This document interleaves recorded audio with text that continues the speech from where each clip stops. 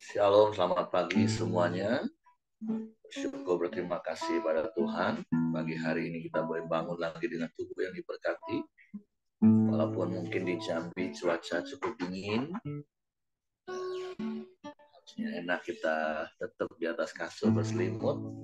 Tapi bersyukur buat kasih kita kepada Tuhan yang membuat kita boleh bangun pagi hari ini dan boleh datang menghampiri tahta kasih karunia Tuhan untuk menaikkan pujian, syukur, penyembahan kita kepada Tuhan. Bapa, kami bersyukur, kami berterima kasih kepadamu buat pemeliharaanmu sepanjang malam dalam hidup kami. Hingga pagi hari ini kami boleh bangun lagi dengan tubuh yang diberkati, dengan kekuatan kesehatan yang baru yang datang daripada Tuhan. Dan kami boleh datang menghampiri tahta kasih karunia, menaikkan pujian syukur kami kepadamu. Sebab Engkau yang layak dipuji, Engkau yang layak disembah, Engkau yang layak ditinggikan. Sebab itu pagi hari ini kami datang dengan penuh kerinduan kepadamu. Seperti rusa yang rindu akan aliran sungai, demikianlah jiwa kami rindu akan Engkau. Haleluya. Seperti rusa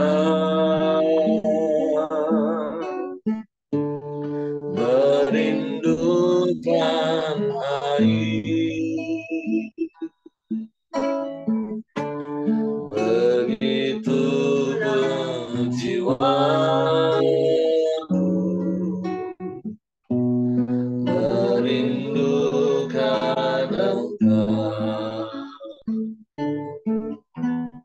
Ku berharap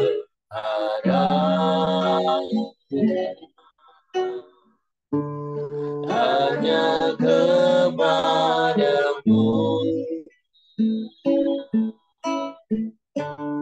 Ku sembah Kau Allahku, Tuhan dan Rajaku.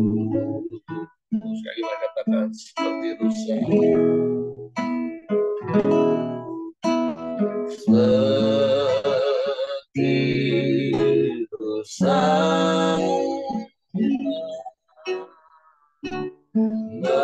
merindukan air, begitulah jiwaku merindukan Engkau. Ku berharap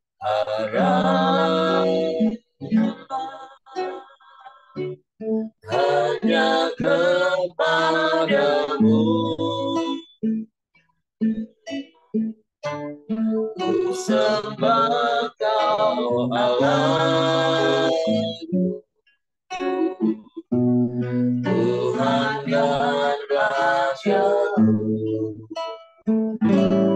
Kaulah sumber kehidupanku yang mengalir segenap jiwaku. Engkau Yesus pengharapanku, ku sembah Kau dengan segenap hatiku.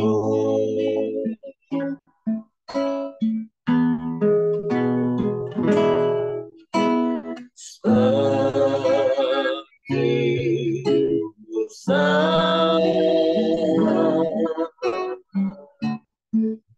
merindukan air, begitulah jiwaku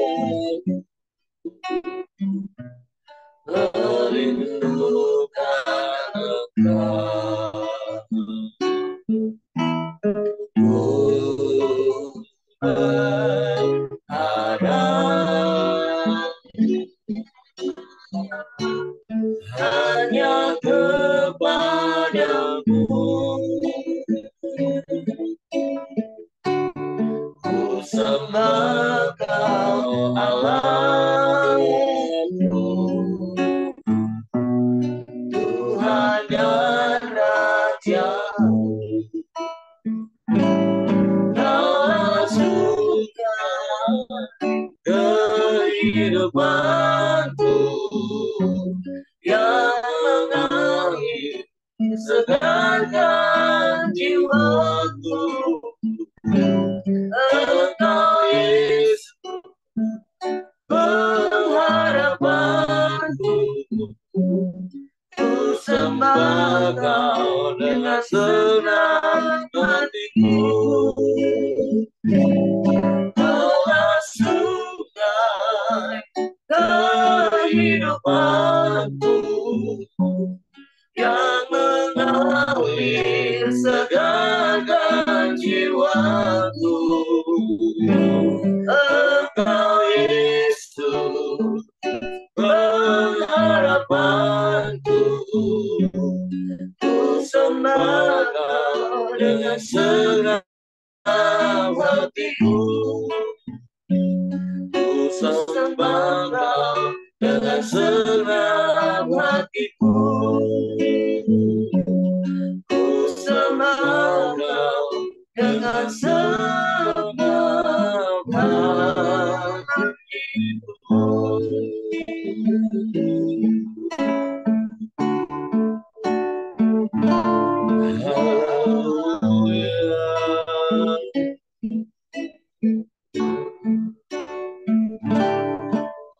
Haleluya.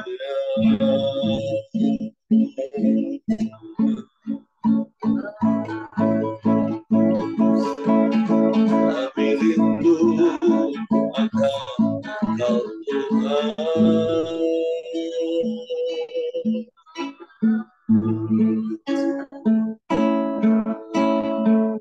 Seperti rusa yang rindu akan aliran sungai, demikianlah kami rindu akan Engkau Tuhan.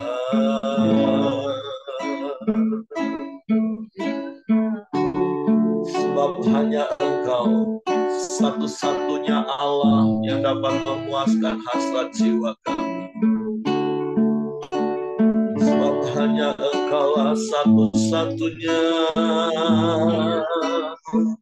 yang dapat memenuhi semua keperluan kami.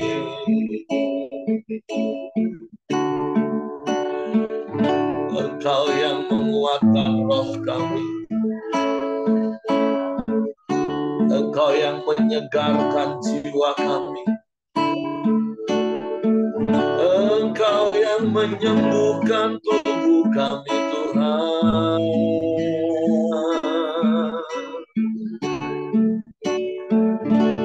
Engkau yang menyediakan segalanya yang kami perlu di dalam-Mu.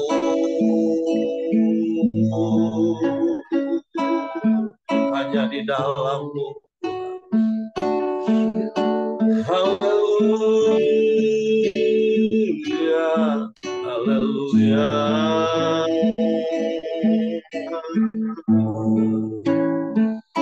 Sebab itu kami mau terus tinggal di dalam-Mu,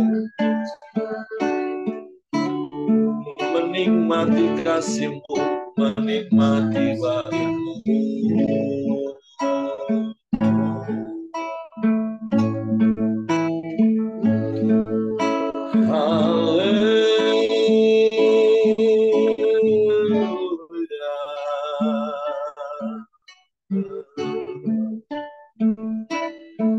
Kami sembah,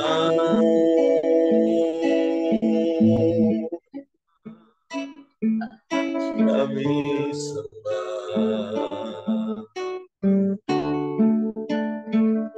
kami sembah,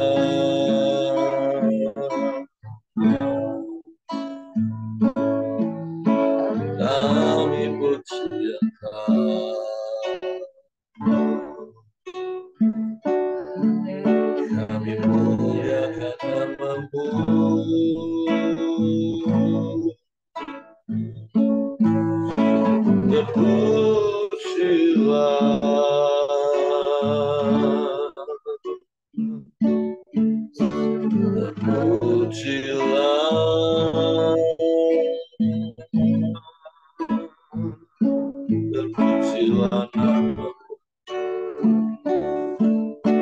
kami sembah,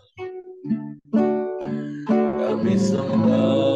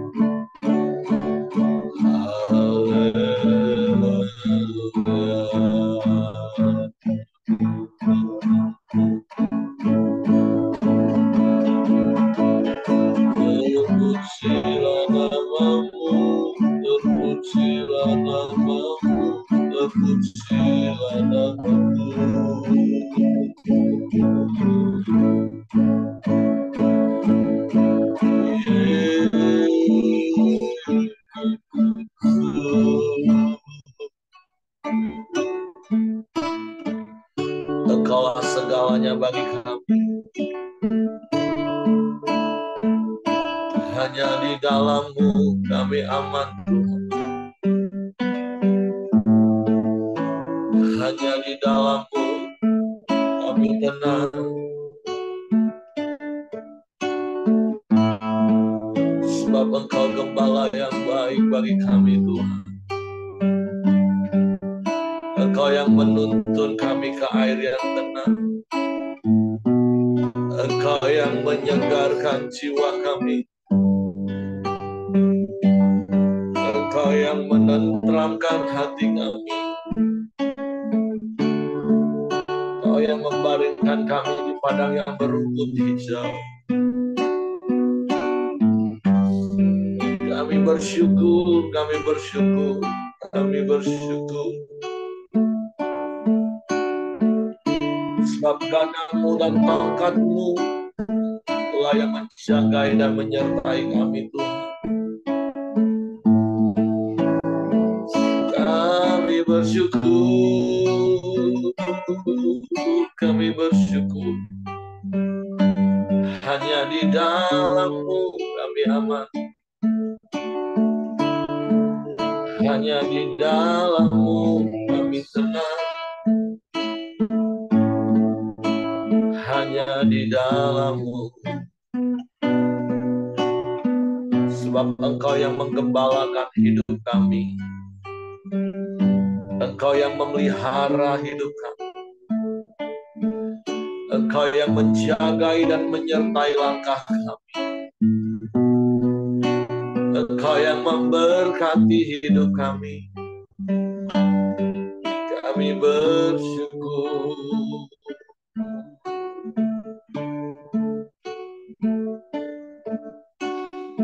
Kau gembalaku, ku takkan takut. Kau menuntunku untuk kemuliaan-Mu. Walaupun ku berjalan di lembah gelap, ku takkan takut. Sekali lagi katakan, oh gembala kami yang baik, Tuhan. Kau gembalaku, ku takkan takut. Kau menuntunku untuk kemuliaan-Mu. Walaupun ku berjalan di lembah gelap, ku takkan takut. sebab Kau sertaku.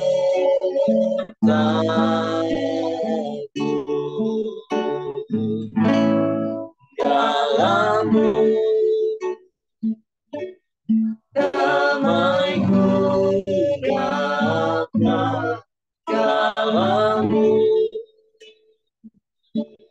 sukacitaku, dalam-Mu aku dalam-Mu, Yesusku. Amin. Kau gembala yang baik bagi kami. Kau gembalaku, ku takkan takut. Kau menuntunku untuk kemuliaan-Mu.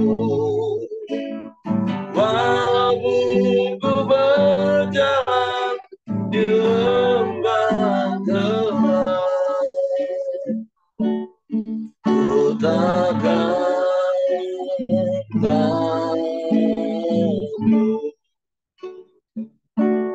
sebab Kau sertaku. Amin. Dalam-Mu damai-Ku dapat, dalam-Mu sukacitaku, dalam-Mu aku dalam-Mu, Yesusku. Dalam-Mu, dalam-Mu damai-Ku dapat, dalam-Mu sukacitaku, dalam-Mu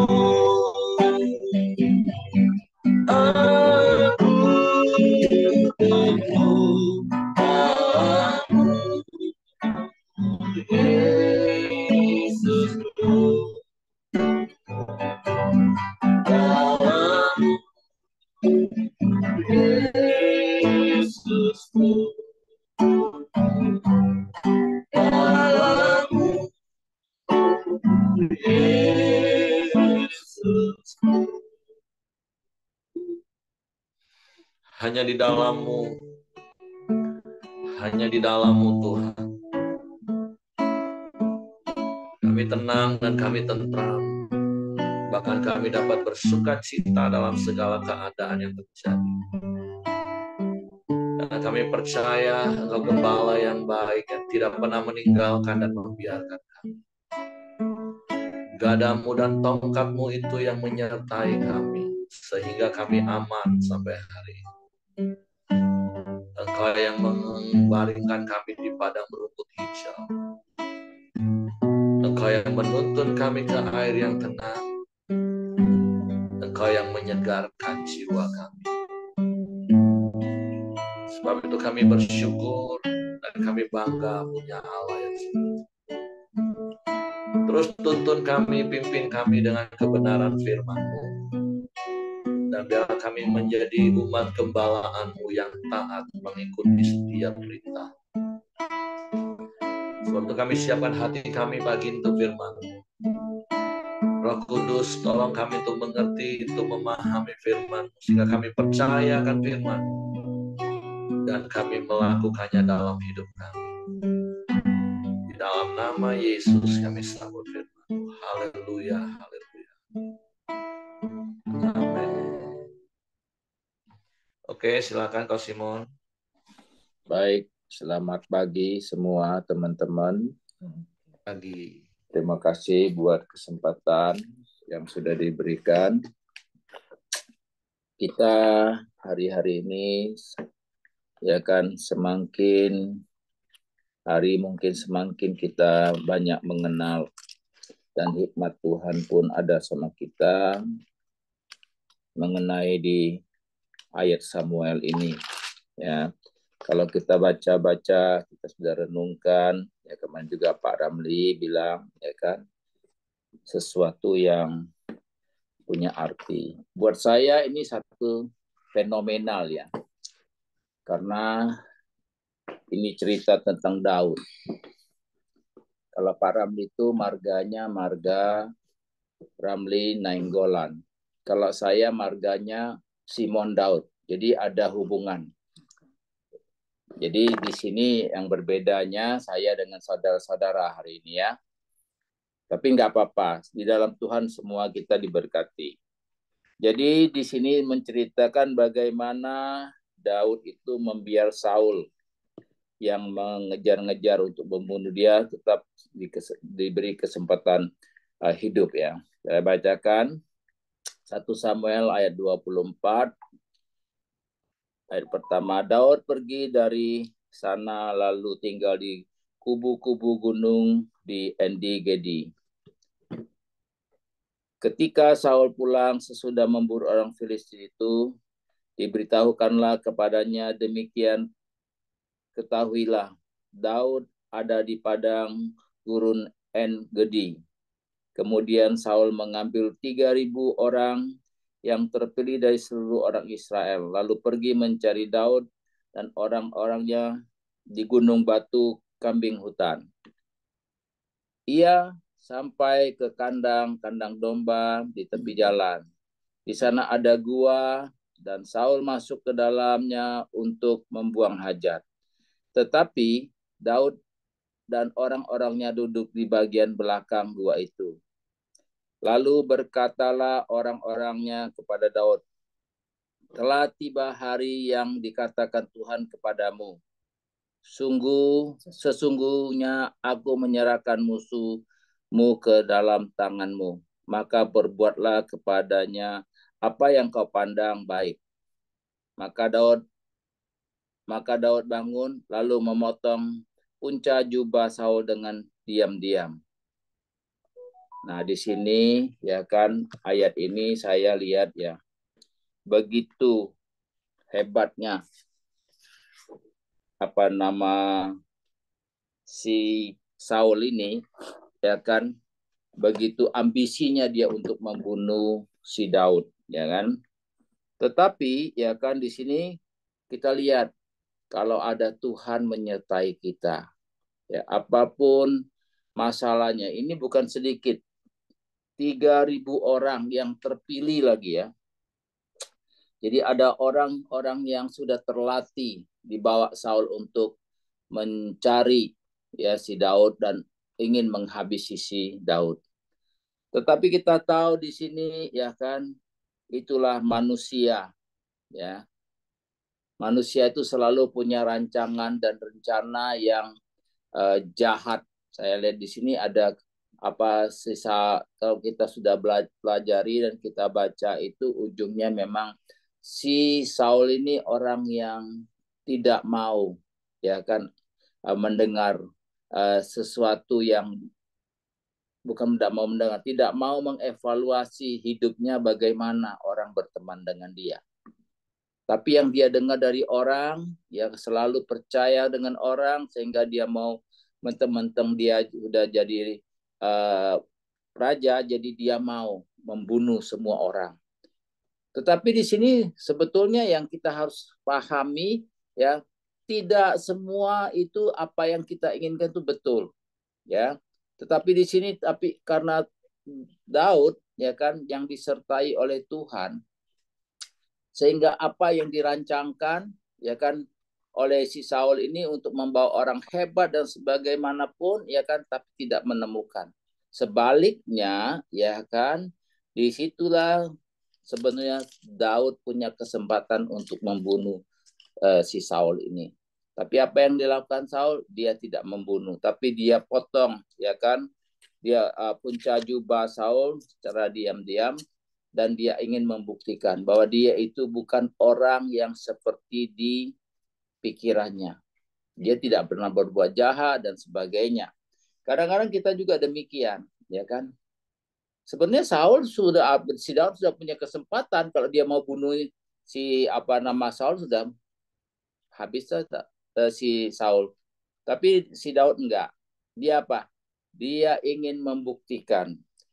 Nah, lantas ayat ke-6, kemudian berdebar-debarlah hati Daud karena ia telah memotong punca Saul. Ya kan? Sebagai manusia memang kadang-kadang ya kita itu selalu ya dihadapkan dengan berbagai pilihan sehingga hati kita ini kadang-kadang tidak sesuai kan.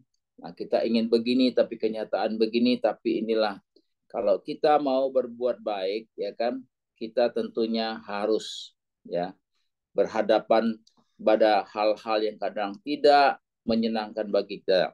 Yang ketujuh, lalu berkatalah ia kepada orangnya, dijauhkanlah Tuhan kiranya daripadaku untuk melakukan hal yang demikian kepada Tuanku.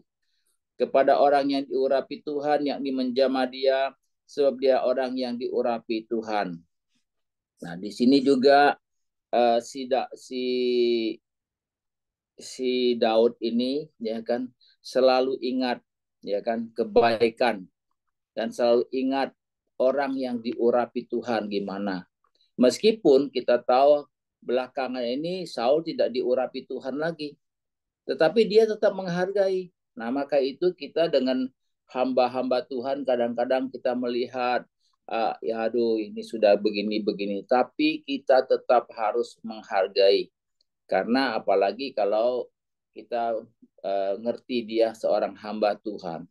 Apa yang dia buat salah, ya kan, jangan kita hakimi, tetapi biarlah kita serahkan sama Tuhan. Karena hanya Tuhan yang dapat dan yang pantas untuk menghakimi orang-orang yang dipercayainya. Ya kan? Nah, di sini lalu, ya kan, ya nomor 8, dan Daud mencegah orangnya dengan perkataan itu ia tidak mengizinkan mereka bangkit menyerang Saul. Sementara Saul telah bangun meninggalkan gua itu hendak melanjutkan perjalanannya. Jadi saya lihat sini Daud ini seorang pemimpin yang memang cukup punya integritas, ya. Karena apa? Meskipun dia kejar-kejar, ingin dibunuh, ya kan, sebagai manusia saya renungkan, saya pernah mengalami ketika dengan adik ipar saya, dia seorang TNI, waktu itu dia pernah mengancam saya, ya kan, ingin menyelesaikan, ya kan, karena dia punya senjata dan sebagainya, ya kan. Secara manusia saya juga berpikir, saya juga nggak mau mati konyol kan, itu secara manusia. Tapi waktu itu ada langkah-langkah yang pikir manusia saya juga timbul. Jadi saya berdiskusi lah sama seorang hamba Tuhan. Dia bilang, Pak Simon, ya kan, jangan melawan kejahatan dengan kejahatan. Kalau pendeta kan selalu menasihatkan begitu kan, jangan melawan kejahatan dengan kejahatan. Ayo kita berdoa, ya kan. Secara manusia saya waktu itu berpikir kan, anak saya masih kecil, ya kan. Saya lagi sedang mau berusaha, dia yang salah, dia bertingkah, mentang-mentang dia punya senjata, ya kan. Saya habis akal juga sebetulnya ya. Tapi inilah kadang-kadang Tuhan bisa pakai hambanya untuk memberi nasihat kepada kita. Saya urungkan juga semua niat saya, ya kan. Saya hanya berdoa, tapi itu saya selalu waspada ya. Di mana-mana saya harus mengurangi, ya kan, pertemuan-pertemuan. Nah, kalau orang sudah narkoba kita tahu lah ya. Nah, karena di sini banyak ada mantan narkoba, ya kan. Nah, jadi mereka berpikirnya beda, ya kan, pendek pikiran mereka itu. Yang penting narkobanya. Nah, jadi di sini saya merasakan, ya kan, Daud ini cukup bijak, ya kan. Dia punya integritas tinggi karena apa? Dia tidak mau menghabisi, sedangkan dia punya pengikut, ya kan. Bisa aja. Ya mungkin kalau saya sudah punya pengikut, saya beresin dia juga si Saul ini, ya kan, kurang ajar ini, mertua kurang ajar ini, ya kan, mau bunuh menantu kan. Tapi si Daud enggak, ya kan. Nah, di sini kemudian bangunlah Daud, ia keluar dari dalam gua itu dan berseru kepada Saul dari belakang, katanya, "Tuanku Raja." Saul menoleh ke belakang, lalu Daud berlutut dengan mukanya ke tanah dan sujud menyembah. Lalu berkatalah Daud kepada Saul, "Mengapa engkau mendengar perkataan orang-orang yang mengatakan, sesungguhnya Daud mengikhtiarkan celakamu?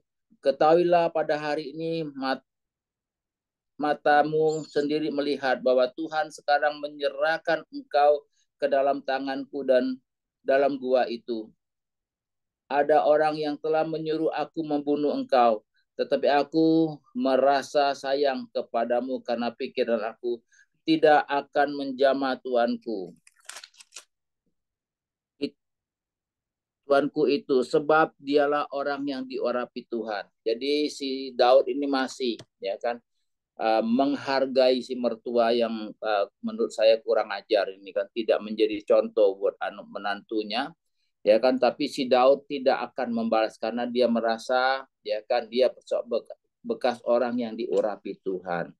Jadi ini juga mengajarkan kita, ya kan, jangan menteng-menteng kita, ya kan, punya segala sesuatu, punya kemampuan dan segalanya, kita selalu ya ingin menang sendiri.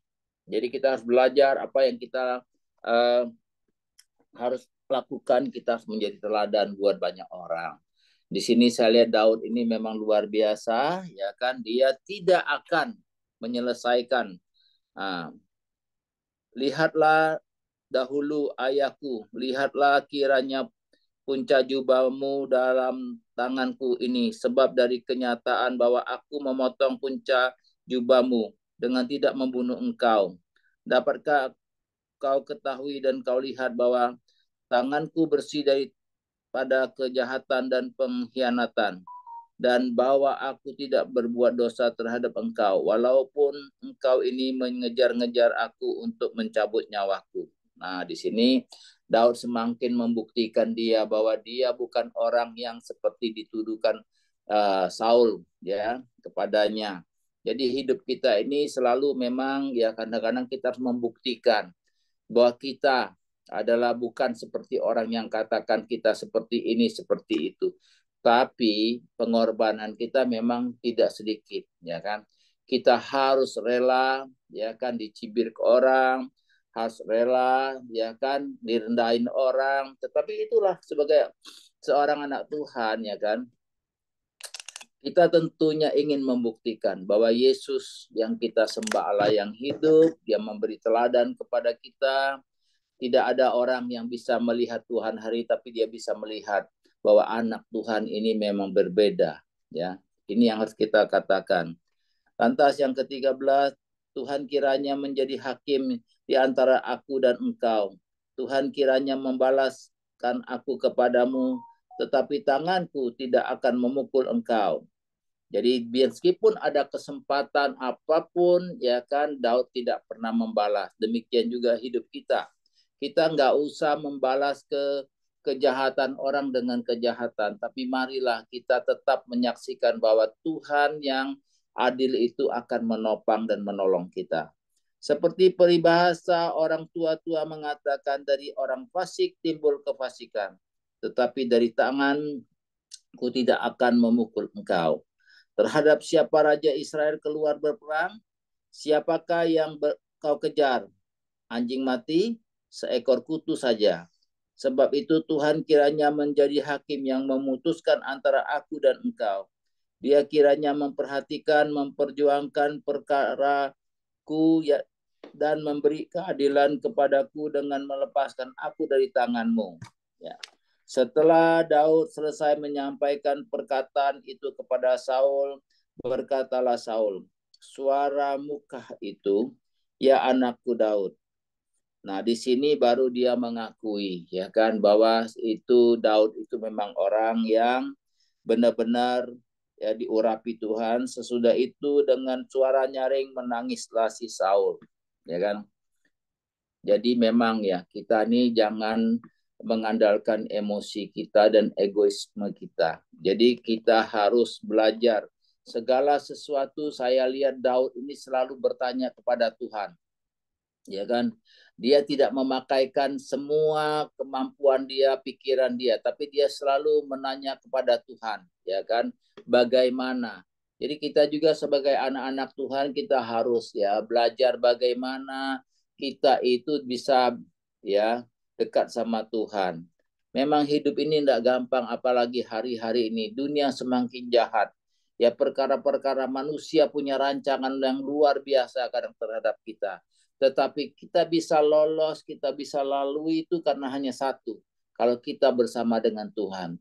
Kalau tidak bersama dengan Tuhan, kita tidak akan bisa lolos. Pasti kita akan ikut arus dunia ini dan kita jatuh di sana. Jadi maka itu ya kan Daud cerita yang ada di firman Tuhan ini kenyataan buat kita yang harus sebagai anak Tuhan kita lakui. Ya kan? Sebab itu Tuhan kiranya menjadi hakim, sudah tadi yang 17 ya. Setelah Daud selesai menyampaikan, sudah juga 18, katanya kepada Daud, engkau lebih benar daripada aku, sebab engkau telah melakukan yang baik kepadaku, padahal aku melakukan yang jahat kepadamu. Nah, di sini Saul mulai menyadari dia seorang mertua yang memang tidak pantas menjadi contoh. Tapi ada baiknya. Saya lihat ada baiknya di sini karena apa? Dia punya menantu yaitu Daud yang begitu murah hati, begitu mengasihi dia. Jadi dia tidak bunuh, biarlah waktu menentukan, ya kan? Segala sesuatu itu indah pada waktunya Tuhan berikan. Hidup ini kadang-kadang demikian. Ya, saya mengalami ini berpuluh-puluh tahun, ya kan? Tapi waktunya ya kan akan tiba, ya. Jadi di situ ada indahnya Tuhan itu bagaimana menyertai kita. Tapi waktu keadaan yang lagi konflik, lagi tingkat tinggi itu kadang-kadang kita nggak sabar menanti itu. Ya, saya punya tante cuma bilang begini, kita sudah anak Tuhan, jadi tidak usah kita lawan dengan kekerasan, dengan caranya kita nggak usah. Biarlah waktu akan menentukan, ya kan? Maka itu kadang-kadang ya sebagai manusia kita harus banyak belajar. Waktu yang kita nantikan itu kadang-kadang memang rasanya lama sekali kan. Kita ingin cepat-cepat, tapi Tuhan berbeda caranya menyelesaikan masalah dengan kita. 19, telah kutunjukkan pada hari ini betapa engkau telah melakukan yang baik kepada aku, walaupun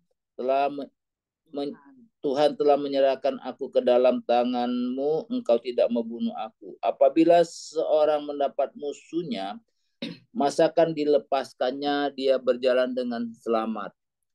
Tuhan kiranya membalas kepadamu kebaikan ganti apa yang kau lakukan kepadaku pada hari ini. Nah, itu di sini kan memang kalau secara dunia ya kan kata orang tuh cari kesempatan dalam kesempitan, ya kan? Nah, di sini Daud enggak, dia tidak akan menggunakan. Dia enggak sembarang memanfaatkan apapun yang kelihatannya di depan dia ini sepertinya tanda-tanda Tuhan ya. Kata seperti murid-murid yang memang orang-orang pengikut yang kata inilah waktunya Tuhan. Tapi dia enggak, dia selalu tanya Tuhan. Oleh karena itu sesungguhnya aku bahwa engkau pasti menjadi raja dan jabatan raja Israel akan tetap kokoh dalam tanganmu. Akhirnya di sini ya kan Saul mulai mengakui kehebatan menantunya. Oleh sebab itu bersumpahlah kepadaku demi Tuhan bahwa engkau tidak akan melenyapkan keturunanku dan tidak akan menghapuskan namaku dari kaum keluargaku, ya kan? Lalu bersumpahlah Daud kepada Saul, kemudian pulanglah Saul ke rumahnya, sedang Daud dan orang-orangnya pergi ke kubu gunung. Nah, di sini kita lihat ya kan begitu indahnya akhirnya begitu indah, ya kan? Berdamailah dan jelas apa yang Saul juga katakan bahwa sesungguhnya Daud tidak seburuk dia pikirkan. Jadi hidup ini kadang-kadang ya kita lalui seperti ini ya, tapi percayalah Allah yang kita sembah itu Allah yang hidup ya. Kita tidak usah terlalu ngotot dengan idenya kita, tetapi marilah ya kita serahkan sama Tuhan. Saya terinspirasi sekali ya dengan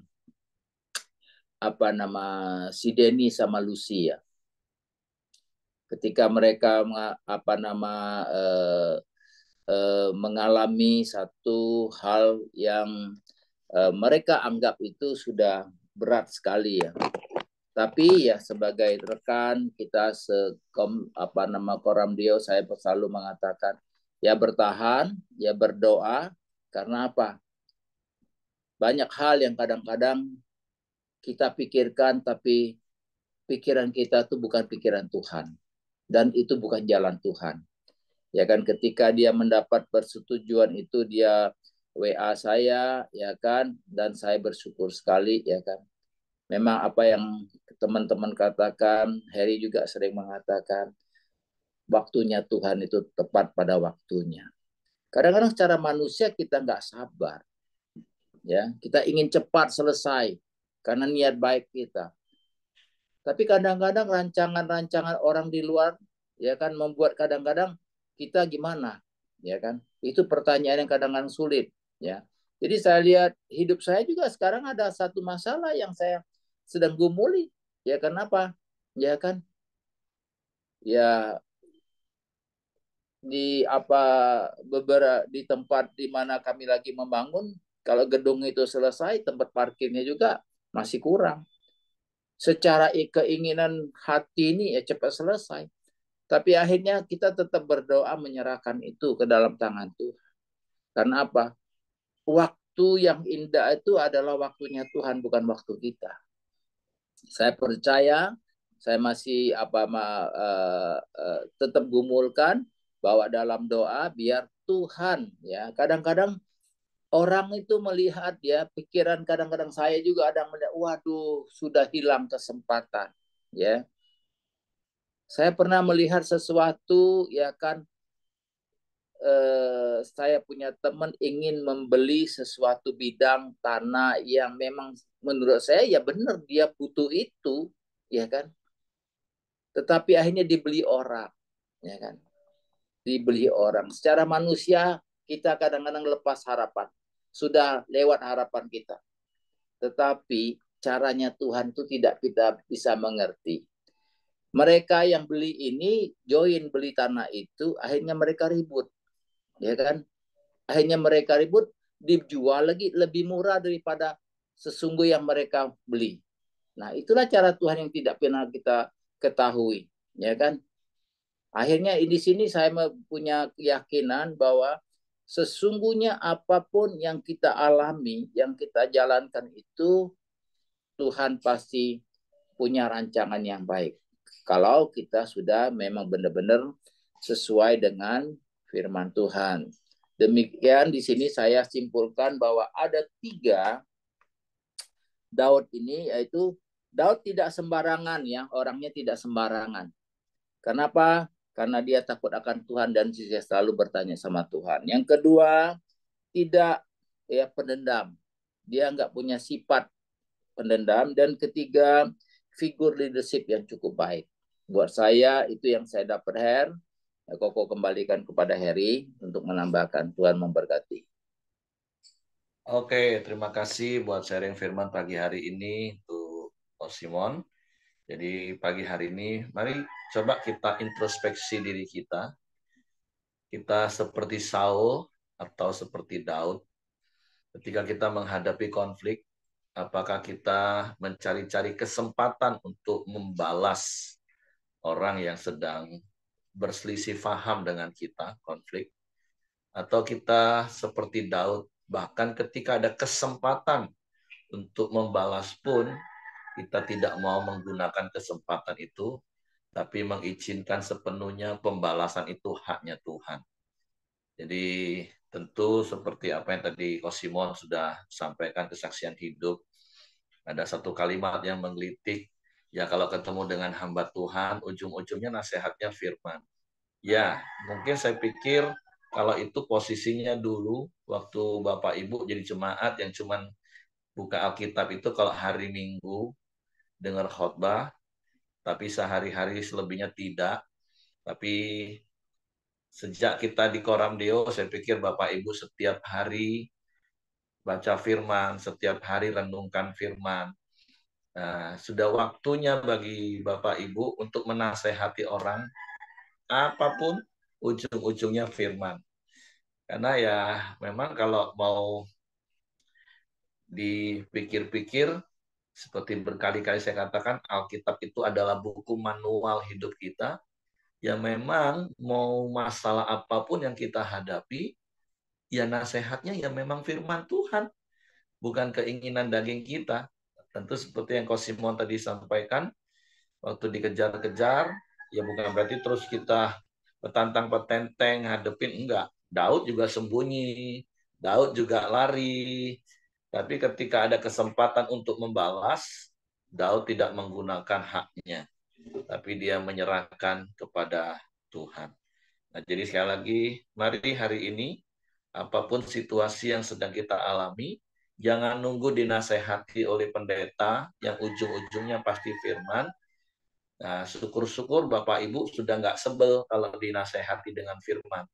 Karena masih ada begitu banyak orang yang menamakan dirinya Kristen, punya masalah, konseling, tanya, dijawab dengan firman, malah sebel kadang. Karena nggak mau ikut apa kata Tuhan sebenarnya, tetap mau ikut apa kata dirinya. Tapi saya percaya Bapak Ibu bukan di level itu lagi. Bapak Ibu sudah di level justru harus menasehati orang, ujung-ujungnya firman. Karena Bapak Ibu juga harus mempraktekkan firman yang setiap hari didengar, yang setiap hari direnungkan. Oke, jadi itu saja yang saya tambahkan. Terima kasih buat Ko Simon. Tentu ada poin-poin yang tadi Ko Simon sudah sampaikan. Jadi pemimpin yang berpengaruh seperti Daud bisa menenangkan dan menenteramkan hati pasukannya dengan keteladanan hidup untuk tidak membalas kejahatan dengan kejahatan. Oke, silakan Heng. Terima kasih Ko Simon. Ya, mari kita masuk dalam doa kita di pagi hari. Ya, silakan Ko Johan, nanti ditutup sama Pak Simon. Ya, mari kita berdoa.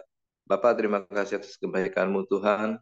Kami sudah menyelesaikan Koramdeo ini, ya Bapak.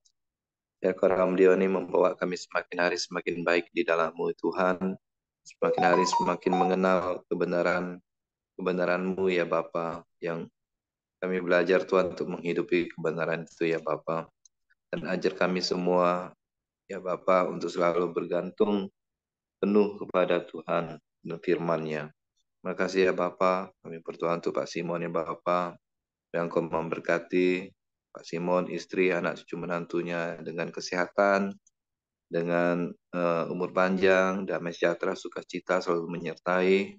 Terus Pak Simon dan keluarga ya Bapak, berkati usaha, keinginan hatinya, Engkau berkati ya Bapak. Terima kasih ya Bapak, kami berdoa juga untuk bangsa negara kami Indonesia ini Tuhan. Kami percaya apapun masalah-masalah dalam negara ini Tuhan, Kau memberkati dan Kau menyertai terus Tuhan, di mana masa-masa ini masa-masa politik Tuhan, apapun yang terpilih, Presiden dan Wakil Presiden dan juga DPR MPR yang akan berlangsung pemilu tahun depan Tuhan, siapapun tuh Tuhan, kami percaya itu daripada Tuhan, dan biarlah baik adanya ya Bapa. Terima kasih Tuhan Yesus. Jauhkan dari kecurangan-kecurangan, jauhkan dari segala perpecahan dalam negara kami Tuhan. Berikan kami, kesatuan hati, dan terus biarlah Kau memberkati pemerintahan sekarang Tuhan, biarlah dapat mengatur dengan baik segala permasalahan di Indonesia ini Tuhan, sehingga Indonesia ini semakin hari semakin baik dan semakin hari semakin berkeadilan sosial dan makmur ya Bapak. Berdoa juga Tuhan, biarlah damai sejahtera-Mu menyertai kehidupan kami ya Bapa. Mari kita berdoa Bapa kami. Bapa kami yang di surga, dikuduskanlah nama-Mu, datanglah kerajaan-Mu, jadilah kehendak-Mu di bumi seperti di surga.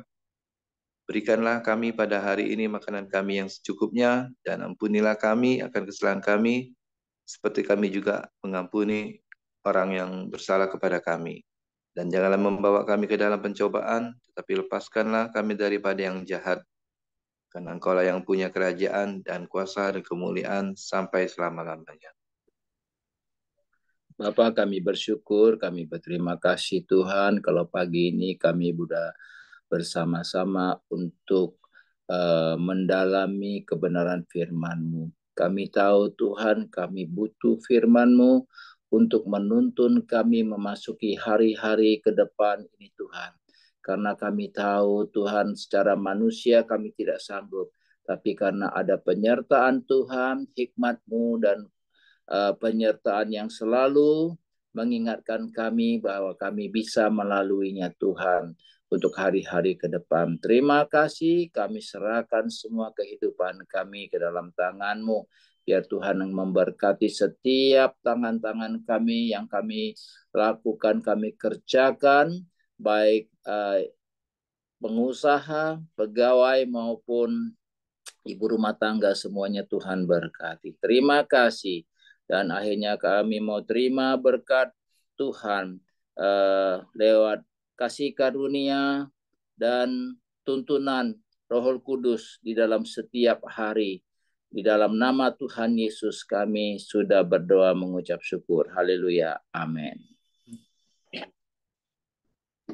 Oke, semangat pagi, selamat beraktivitas. Tuhan memberkati. Oke. Buyung enggak ada ya? Nggak ada kok. Jonathan ini siapa? Mr. John, Pak John. Oh.